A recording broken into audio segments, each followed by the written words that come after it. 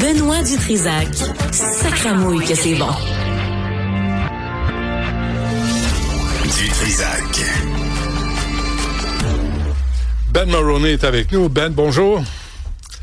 Bonjour. Alors, Mark Carney est allé au combat là, pour la communauté juive, là, oui. Pour combattre l'antisémitisme. Il est venu c'est ça, il est venu à Toronto, à une des les plus larges synagogues au Canada, Holy Blossom, pour faire un speech, un discours.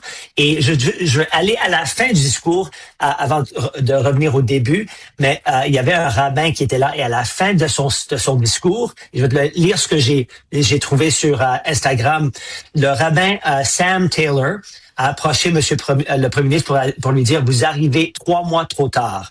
Et il a comparé à Monsieur Keir Starmer en Angleterre. Il a dit, il parlait de l'action rapide du Premier ministre britannique Keir Starmer. Ce dernier avait visité et rassuré les communautés juives dès le lendemain d'incidents violents ou d'attaques à la bombe incendiaire à Londres. Le rabbin Taylor a souligné que malgré des tirs ciblant 3 synagogues distinctes dans la région de Toronto, il avait fallu 3 mois au gouvernement canadien pour venir s'adresser directement à la communauté. Face à ce reproche, Carney a simplement tapoté le bras du rabbin avant de s'éloigner. Donc ça, c'est comment ça a terminé. Mais vraiment? Oui, il y a toutes sortes de choses que j'ai trouvées très étranges. Premièrement, il a jamais mentionné le sionisme ou l'antisionisme. Il a jamais utilisé ces mots. Il a dit que la montée de l'antisémitisme au Canada est un phénomène unique à part de toutes sortes de mouvements de haine comme l'islamophobie, ce qui est d'après moi vrai. Mais à la fin de son discours, il a annoncé le grand conseil consultatif ministériel sur les droits, l'égalité et l'inclusion pour déterminer les causes de cette montée. Mais je te pose la question, Benoît. Comment est-ce qu'un premier ministre peut dire que l'antisémitisme est un phénomène unique si il admet en même temps qu'il ne connaît pas les causes?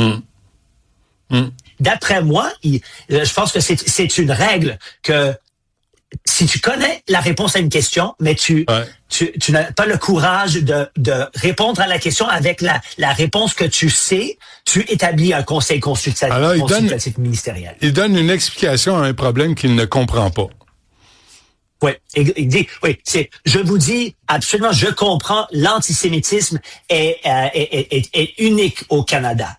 Mais même si je vous dis ça, mais en même temps, on ne sait pas pourquoi comment ça a été causé. Je pense qu'ils savent très bien comment ça a causé. Ouais. Et je dirais en même temps, on regarde la composition de ce conseil et ça explique beaucoup. Tu as Monsieur Omar Al-Harbra qui faisait partie du cabinet, qui avait beaucoup de choses à dire au sujet du Hamas et du Hezbollah. Il y a un avocat qui était fortement en faveur de jeunes pro-palestiniens qui ont mené des attaques dans la communauté juive. Je te dirais, il y a par exemple il y a le tweet de Madame Mélanie Joly au début de la guerre, lorsqu'elle a annoncé sans preuve que l'Israël était responsable pour une attaque de bombe sur un hôpital palestinien. Quelques heures plus tard, on a découvert que c'était un missile d'un groupe terroriste, et en fait, il y avait personne qui est mort. Elle a jamais supprimé ce tweet. Il y a des moments comme ça, on peut tracer une ligne de ces faussetés à une montée de haine au Canada. Ouais, il y a une madame, je pense, absolument clair. C'est Salma Zaïd, j'ai montré la photo la semaine passée, qui est une élue libérale dans le coin de Toronto, qui est photographiée avec un type qui a un T-shirt avec les photos des ayatollahs, puis une petite fille voilée.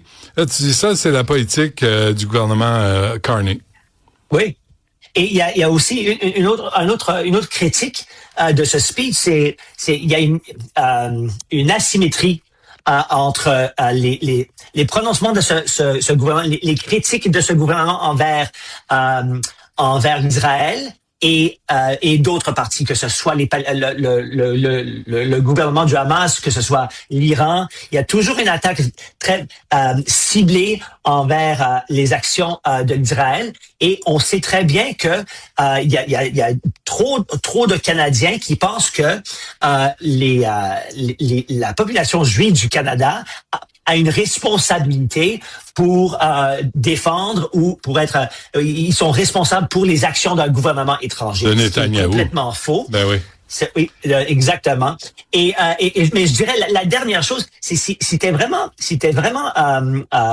il voulait vraiment que ce conseil trouve des conclusions qu'on puisse utiliser de façon positive. Il aurait certainement pas mis à la tête de ce conseil Monsieur Mark Miller. Ah. Et non seulement parce que j'ai des problèmes avec Monsieur Miller et sa perspective, mais un membre du gouvernement est responsable pour défendre ce gouvernement. Donc, comment est-ce que tu peux critiquer ta conclusion? Tu vas jamais avoir une conclusion qui critique les actions du gouvernement. Il aurait dû avoir à la tête de ce conseil quelqu'un indépendant. Qui a aucune responsabilité envers le gouvernement, mais plutôt une responsabilité envers son mandat. On l'a, Ben, la photo dont je te parlais ici. Oui, voilà. C'était dans le National Post du 27 mai dernier. Fièrement posé avec des faces d'ayatollah. Faut quand même le faire, hein? Faut quand même le faire. Oui, un régime de tyran qui a torturé sa population iranienne, dont on n'entend plus parler. Hein? On n'entend plus parler de ce qui se passe en Iran. Tu sais, le message est clair. Bon, on se laisse là-dessus, Ben. On se reparle demain, tiens. À demain. Bye bye.